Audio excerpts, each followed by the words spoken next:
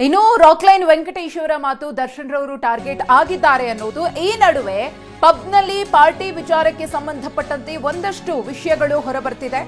ಯಾವುದು ಸತ್ಯ ಯಾವುದು ಸುಳ್ಳು? ಕಾಟೇರ ಚಿತ್ರತಂಡದ ಹೇಳಿಕೆಯ ಬಳಿಕ ಅನುಮಾನ ಶುರುವಾಗ್ತಿದೆ. ಪೊಲೀಸರ ಎಫ್ಐಆರ್ಗೂ ಚಿತ್ರತಂಡದ ಹೇಳಿಕೆಗೂ ಸಾಮ್ಯತೆ ಕಂಡು ಬರ್ತಾ ಇಲ್ಲ.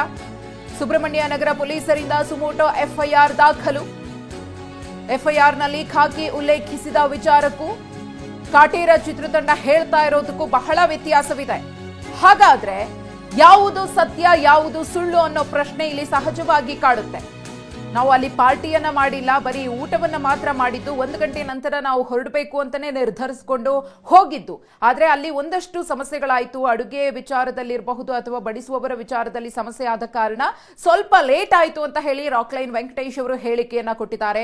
ಆದ್ರೆ ಪೊಲೀಸರು ಕಂಡುಕೊಂಡಂತಹ ಮಾಹಿತಿಗೂ ಇವರು ಹೇಳ್ತಾ ಇರುವಂತಹ ವಿಚಾರಗಳಿಗೂ ಸಂಬಂಧ ಇಲ್ಲ, ಸಾಮ್ಯತೆ ಕಂಡು ಬರ್ತಾ ಇಲ್ಲ ಅಂತ ಹೇಳಿ ಪೊಲೀಸರು ಈ ಪ್ರಕರಣಕ್ಕೆ ಸಂಬಂಧಪಟ್ಟಂತೆ ತನಿಖೆಯನ್ನ ಮತ್ತಷ್ಟು ಚುರುಕನ್ನಗೊಳಿಸುವುದಕ್ಕೆ ನಿರ್ಧಾರವನ್ನ ಮಂಜುನಾಥ್ ಮೆಕಡೇಮಿಯಾ ಕೃಷಿಯಲ್ಲಿ ಎಕರೆಗೆ ವರ್ಷಕ್ಕೆ 20 ಲಕ್ಷ ಗಳಿಸ್ತಿದ್ದಾರೆ. ನೀವು ಕೂಡ ಅವರಿಂದ ಕಲಿಬೇಕಾ? ಅವ್ರ ಜೊತೆ ವಿಡಿಯೋ ಕಾಲ್ ನಲ್ಲಿ ಮಾತಾಡಬೇಕಾ? ಈಗಲೇ ಫ್ರೀಡಮ್ ಆಪ್ ಡೌನ್ಲೋಡ್ ಮಾಡಿಕೊಂಡಿದ್ದಾರೆ. ಸುಮೋಟೋ ಕೇಸ್ ಕೂಡ ದಾಖಲಾಗಿದೆ. ಹಾಗಿದ್ರೆ ಮುಂದಿನ ದಿನಗಳಲ್ಲಿ ಪೊಲೀಸರ ವಿಚಾರಣೆ ಹೇಗಿರುತ್ತೆ, ಯಾವ ರೀತಿಯ ಸ್ವರೂಪವನ್ನು ಇದು ಪಡೆದುಕೊಳ್ಳುತ್ತೆ ಅನ್ನೋ ಪ್ರಶ್ನೆಯೂ ಕೂಡ ಇದೆ. ಜೆಟ್ಲಾಕ್ ಪಾರ್ಟಿ ಕೇಸ್ ತನಿಖೆಯನ್ನ ಈಗ ಖಾಕಿ ಚುರುಕುಗೊಳಿಸಿದೆ. ಪಬ್ ಮಾಲೀಕ ಮತ್ತು 8 ಸೆಲೆಬ್ರಿಟಿಗಳ ಹೇಳಿಕೆಯನ್ನ ಈಗಾಗಲೇ ದಾಖಲು ಮಾಡಿಕೊಳ್ಳಲಾಗಿದೆ. ಸೆಲೆಬ್ರಿಟಿಗಳನ್ನ ಸಾಕ್ಷಿಗಳನ್ನಾಗಿ ಮಾಡಿಕೊಂಡಿದ್ದಾರೆ ಪೊಲೀಸರು. ಈ ಒಂದು ತಡರಾತ್ರಿಯವರೆಗೂ ಪಾರ್ಟಿ ಮಾಡಿದಂತಹ ವಿಚಾರಕ್ಕೆ ಸಂಬಂಧಪಟ್ಟಂತೆ ಕೇಸ್ ಸಂಬಂಧ ಪಬ್ನ ಸಿಸಿಟಿವಿ ಫುಟೇಜ್ ನ ವಶಕ್ಕೆ ಪಡ್ಕೊಂಡಿದ್ದಾರೆ ಈಗಾಗಲೇ ಪೊಲೀಸರು. ಮತ್ತೊಂದು ಕಡೆ ಪೊಲೀಸ್ ಸಿಬ್ಬಂದಿ ತನಿಖೆ ಕೂಡ ಚುರುಕುಗೊಂಡಿದೆ. ಯಾಕಂದ್ರೆ ನೀವು ಹೇಗೆ ಪರ್ಮಿಷನ್ ಕೊಟ್ರಿ, ನೀವು ಯಾಕೆ ಹೋಗಿ ಅದನ್ನ ತಡೀಲಿಲ್ಲ ಅಂತ ಹೇಳಿ ಅವ್ರಿಗೂ ಕೂಡ ಪ್ರಶ್ನೆ ಮಾಡಿದ್ದಾರೆ. ಮಲ್ಲೇಶ್ವರಂ ಎಸಿಪಿ ನಡೆಸ್ತಾ ಇರುವಂತಹ ತನಿಖೆ ಇದು. ಎಸಿಪಿಯ ಟೀಮ್, ಇನ್ಸ್ಪೆಕ್ಟರ್, ಎಸ್ಐ ಸಹಿತ 6 ಮಂದಿ ವಿಚಾರಣೆ ನಡೀತಾರೆ.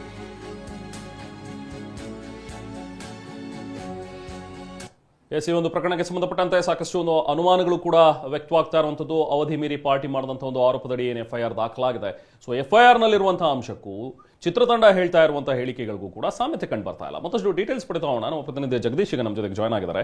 ಜಗದೀಶ್, ನಿನ್ನೆ ಹೊರಗಡೆ ಬಂದಂತಹ ಅಂದ್ರೆ ತನ್ನ ಹೇಳಿಕೆಯನ್ನು ದಾಖಲು ಮಾಡಿ ಬಂದಂತಹ ಚಿತ್ರತಂಡ ಒಂದಷ್ಟು ಮಾತಾಡಿದ್ರು. ಅದರಲ್ಲೂ ರಾಕ್ಲೈನ್ ವೆಂಕಟೇಶ್ ಪ್ರಮುಖವಾಗಿ ಮಾತನಾಡಿ ಹಲವಾರು ಅನುಮಾನಗಳನ್ನು ವ್ಯಕ್ತಪಡಿಸಿದ್ರು, ಹಲವಾರು ನೇರ ಆರೋಪಗಳನ್ನ ಮಾಡಿದ್ರು. ಯಾರೋ ಒಬ್ರು ಹಿಂದೆ ಇದ್ದಾರೆ, ಷಡ್ಯಂತ್ರ ಮಾಡ್ತಾ ಇದ್ದಾರೆ, ದರ್ಶನ್ ಅವರನ್ನ ಟಾರ್ಗೆಟ್ ಮಾಡ್ತಾ ಇದ್ದಾರೆ ಅಂತೇಳಿ. ಎಲ್ಲೊಂದ್ ಕಡೆ ಎಫ್ಐಆರ್ ನಲ್ಲಿರುವಂತಹ ಒಂದು ಅಂಶ ಜೊತೆಗೆ ಈ ಚಿತ್ರತಂಡ ಹೇಳ್ತಾ ಇರುವಂತಹ ಒಂದು ಮಾತುಗಳು ಯಾವುದಕ್ಕೂ ಕೂಡ ಹೋಲಿಕೆ ಆಗ್ತಾ ಇಲ್ಲ ಈ ಪ್ರಕರಣದಲ್ಲಿ. ಸೊ ತನಿಖೆ ಯಾವ ಹಂತದಲ್ಲಿದೆ, ಹೇಗೆ ನಡೀತಾ ಇದೆ ಈಗ ಜಗದೀಶ್, ಏನ್ ಮಾಹಿತಿ ಸಿಗ್ತಾ ಇದೆ?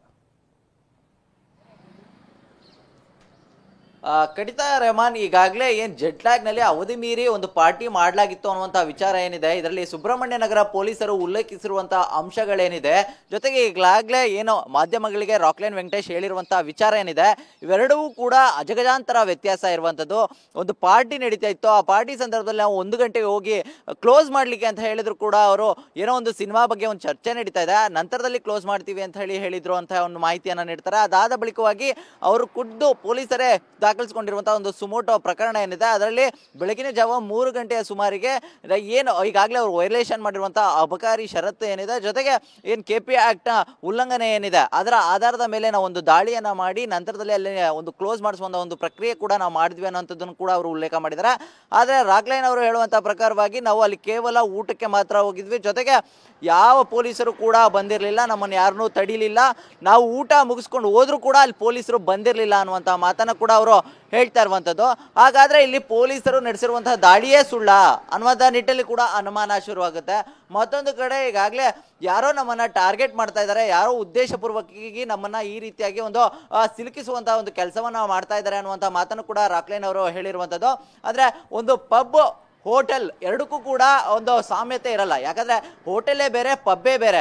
ಈ ರೀತಿಯಾದಂಥ ಒಂದು ಪಬ್ನಲ್ಲಿ ಒಂದು ಅವಧಿ ಮೀರಿಯಾಗಿ ಒಂದು ಏನು ಎಣ್ಣೆ ಸರಬರಾಜು ಮಾಡಿಕೊಂಡು ಒಂದು ಪಾರ್ಟಿಯನ್ನ ಮಾಡಲಾಗ್ತಾ ಇತ್ತು ಅನ್ನುವಂಥ ಒಂದು ವಿಚಾರವನ್ನ ಪೊಲೀಸರಿಗೆ ಉಲ್ಲೇಖಿಸಿದಂಥ ಸಂದರ್ಭದಲ್ಲಿ ರಾಕ್ಲೈನ್ ವೆಂಕಟೇಶ್ ಅವರು ಹೇಳ್ತಾರೆ, ಪಬ್ನಲ್ಲಿ ಯಾರು ಸಿಬ್ಬಂದಿಗಳೇ ಆ ಸಂದರ್ಭದಲ್ಲಿ ಇರಲಿಲ್ಲ, ಸಿಬ್ಬಂದಿಗಳನ್ನ ಕರೆಸಿ ನಂತರದಲ್ಲಿ ಕೇವಲ ಊಟವನ್ನಷ್ಟೇ ನಾವು ಮಾಡಿದೀವಿ ಅನ್ನುವಂಥದ್ದನ್ನ. ಈ ರೀತಿಯಾದಂತಹ ಹಲವು ಅಂಶಗಳು ಗೊಂದಲಕ್ಕೆ ಉಂಟು ಮಾಡಿರುವಂತದ್ದು. ನಿಜಕ್ಕೂ ಕೂಡ ಇದರಲ್ಲಿ ಸತ್ಯ ಯಾವುದು ಸುಳ್ಳು ಯಾವುದು ಅನ್ನುವಂಥ ನಿಟ್ಟಿನಲ್ಲಿ ಕೂಡ ಅನುಮಾನ ಬರುವಂತದ್ದು. ಆದ್ರೆ ಈಗಾಗಲೇ ಈ ಪ್ರಕರಣ ಏನಿದೆ ಇದನ್ನ ನಗರ ಪೊಲೀಸ್ ಆಯುಕ್ತರಾದಂತಹ ದಯಾನಂದ್ ಅವರು ಕೂಡ ಸೀರಿಯಸ್ ಆಗಿ ತೆಗೆದುಕೊಂಡಿದ್ರು. ಯಾವಾಗ ಈ ರೀತಿಯಾದಂತಹ ಒಂದು ಘಟನೆ ನಡೆದಿದೆ ಅನ್ನುವಂತ ನಿಟ್ಟಲ್ಲಿ ಒಂದು ವಿಚಾರ ಗೊತ್ತಾಗುತ್ತೆ, ದಯಾನಂದ್ ಅವರೇ ಈ ಪ್ರಕರಣದ ಒಂದು ವರದಿಯನ್ನ ನನಗೆ ನೀಡಬೇಕು ಅಂತ ಹೇಳಿ ಮಲ್ಲೇಶ್ವರಂ ACP ಅವ್ರಿಗೂ ಕೂಡ ಒಂದು ಡೈರೆಕ್ಷನ್ ಅನ್ನ ಕೊಟ್ಟಿದ್ರು. ಆ ನಿಟ್ಟಲ್ಲಿ ಈಗಾಗಲೇ ಈ ಪ್ರಕರಣಕ್ಕೆ ಸಂಬಂಧಿಸಿದಂತೆ ಅಂದ್ರೆ 1 ಗಂಟೆ ನಂತರದಲ್ಲೂ ಕೂಡ ಒಂದು ಪಾರ್ಟಿ ಆಗಿದೆ. ಆ ಪಾರ್ಟಿಯಲ್ಲಿ ಈ ರೀತಿಯಾದಂತಹ ಒಂದು ಕೆಲಸ ಆಗಿತ್ತು ಅಂತ ಹೇಳಿ ಒಂದು FIR ಅನ್ನು ಕೂಡ ಮಾಡ್ಕೊಂಡಿದ್ರ, ಒಂದು ತನಿಖೆಯನ್ನ ಮಾಡ್ತಾ ಇದ್ರ. ಈ ರೀತಿಯಲ್ಲಿ ಯಾರ ಲೋಪದಿಂದ ಈ ರೀತಿಯಾದಂತಹ ಒಂದು ಪಾರ್ಟಿ ನಡೆದಿತ್ತು ಅನ್ನುವಂತ ನಿಟ್ಟಿನಲ್ಲಿ ಕೂಡ ಒಂದು ತನಿಖೆಯನ್ನ ನಡೆಸಬೇಕು ಅಂತ ಹೇಳಿ ACP ಮಲ್ಲೇಶ್ವರಂ ಅವರಿಗೆ ಕೂಡ ಒಂದು ಡೈರೆಕ್ಷನ್ ಅನ್ನ ನೀಡಲಾಗಿತ್ತು. ಆ ನಿಟ್ಟಲ್ಲಿ ಈಗಾಗಲೇ ಇನ್ಸ್ಪೆಕ್ಟರ್ ಹಾಗೂ ಅವತ್ತು ರಾತ್ರಿ ಯಾರು ಸಿಬ್ಬಂದಿಗಳು ಕೆಲಸ ಮಾಡ್ತಾ ಇದ್ರು ಅವ್ರನ್ನೆಲ್ಲ ಕೂಡ ವಿಚಾರಣೆ ಮಾಡಲಾಗಿರುವಂತದ್ದು. ಈಗ ಏನು ಸೆಲೆಬ್ರಿಟಿಗಳು ಹೇಳಿರುವಂತ ಹೇಳಿಕೆಗಳೇನಿದೆ, ಜೊತೆಗೆ ಈಗ ಪೊಲೀಸರು ಹೇಳುವಂತ ಹೇಳಿಕೆಗಳೇನಿವೆ, ಇವೆಲ್ಲವನ್ನು ಕೂಡ ಪರಿಶೀಲಿಸಿ ದಯಾನಂದ್ ಅವರು ಕೂಡ ಮುಂದಿನ ಕ್ರಮವನ್ನು ಕೂಡ ಕೈಗೊಳ್ಳುವಂತದ್ದು. Rahman. Okay, thank you Jagadish.